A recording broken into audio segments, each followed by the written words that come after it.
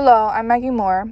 My partner for this project is Maria Stein, and for this domestic power assignment, we decided to create this PowerPoint, and it's called Power in the Relationship.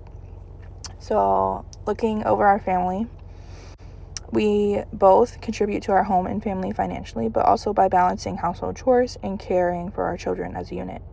Our goal is balance, fairness with efficiency. We also do recognize that power can shift depending on situations going on in our lives individually or as a whole. Who holds the power? Power is shared but not always equal in every situation. Each partner leads in areas where they have more experience or responsibility. For example, I was raised in a household where I was taught from a young age about finances and the importance of keeping things in line. So I would take majority of the responsibility regarding our finances. Of course, though, in a true partnership, everything would be transparent with Maria. Another example is in the home. Maria has more experience cooking and finds it to be enjoyable, so she would likely cook dinner for the family most nights. This is a hobby of hers that will also be a responsibility and will be beneficial to the family. Our decision-making structure. For major decisions like a house, finances, schooling, Maria and I would discuss together, but we both must agree on the final decision. Day-to-day decisions. This would be handled by the partner most involved in that area, like we discussed previously. Urgent decisions. One partner may decide quickly, then we would communicate after in an urgent situation.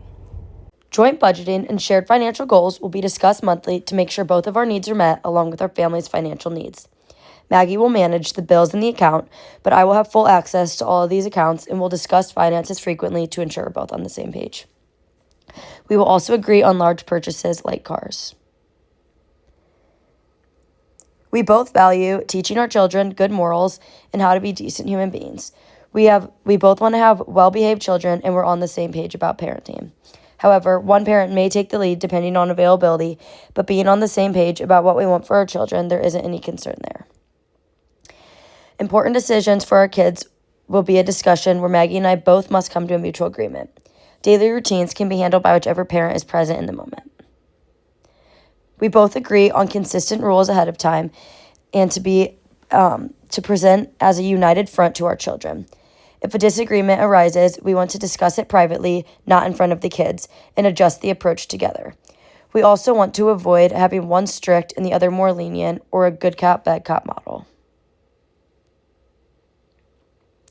Positive communication will be used to work through any conflict.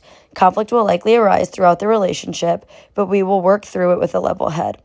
We will also commit to compromising with each other when we disagree. This will be very important to ensure our relationship remains happy and healthy. According to the text, a pivotal task for all couples is to balance each partner's needs for autonomy with the simultaneous need for intimacy, togetherness, and support. We will use our non-negotiables to know when it is appropriate to compromise. We will also realize that we cannot always agree, so there are times when we will have to make sacrifices for one another, and also times when one person will be left unhappy. In situations where one partner is left unhappy, we will use our positive communication skills to work through conflict. This is the textbook reference that we used for our presentation. Thank you.